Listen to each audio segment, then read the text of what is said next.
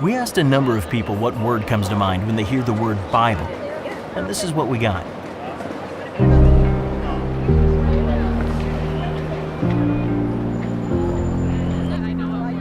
This word is interesting. Truth.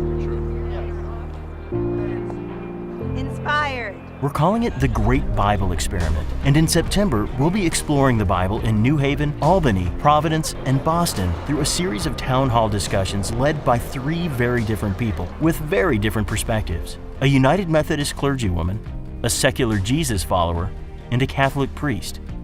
And you're invited to join in the conversation. In fact, God has molded me. We really want to hear from people what their concerns about the Bible are, and to see if hearing that there are other ways to interpret it might help them get to the riches that actually all 3 of us, even the non-religious person, believes that there is wisdom and riches within the Bible. My word would be wisdom. If you can somehow, as a non-religious person like me, get past the religious stuff, for lack of a better term, you can see that the Bible is a great repository of wisdom that's been sort of time-tested over the ages, and that's still there.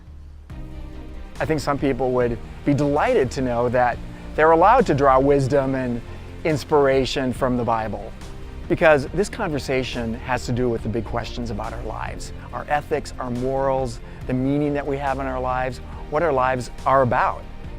As soon as you say the word Bible, I get excited. My word that comes to mind, into my heart, is love. I see the Bible simply as an exploration in the experience and the mystery of love. It's really about letting go. It's about sacrifice. Some of it's about suffering, and some of it's just waiting and waiting and waiting. These are lessons of life, and the Bible teaches you those lessons. My own Bible word is window. It's a window into a different culture and age and time and way of thinking, way of being in relationship with each other and with society. But I also step on the other side of the window, and as a Christian, it becomes my lens for looking outward into the world. I have found that there are others who sense that there's something interesting and compelling that's in there, even though they're not religious, but they don't know if that's available to them. They don't know if they're allowed to talk about it. They don't know how to talk about it.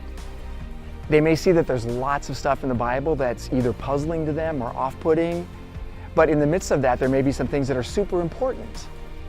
This series of discussions is not evangelism. This is not an attempt to make people who aren't religious into religious people. This is about education and to give people a forum to tell their stories. I hope people walk away with an openness to just have a dialogue, just simply have a conversation.